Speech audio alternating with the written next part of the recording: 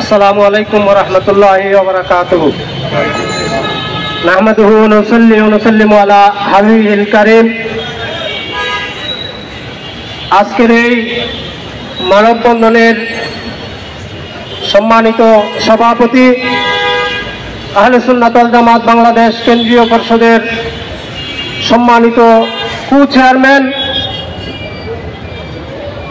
পীরে তরিকত হযরতুল আল্লামা আলহাজ মাওলানা মুফতি অধ্যাপক কাজী গোলাম মহিউদ্দিন লতিফী সাহেব, আজকের সভার সম্মানিত বিভিন্ন স্থান থেকে আগত নবী প্রেমিক অলি প্রেমিক আশিকের রাসূল ভাইরা, আসসালামু আলাইকুম ওয়া রাহমাতুল্লাহি ওয়া বারাকাতুহু।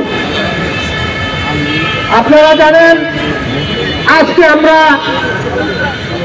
এই প্রেস ক্লাবের সামনে কি কারণে দাঁড়াতে বাধ্য হয়েছি, ইতিমধ্যে আপনারা সেটা শুনেছেন। এই হাইকোর্ট প্রতিষ্ঠার 607 বছর পূর্বে এই খাজা শরফুদ্দীন চিশতি রহমতুল্লাহ আলাইহি ওরফে অলি বাংলার এই মাজার এখানে প্রতিষ্ঠিত, ঠিক কিনা? সুতরাং এটা বাংলাদেশ, এটা ইন্ডিয়া নয় যে আপনারা মসজিদ ভেঙে মন্দির বানাবেন। এখানে প্রথম স্থাপনা মাজার শরীফ।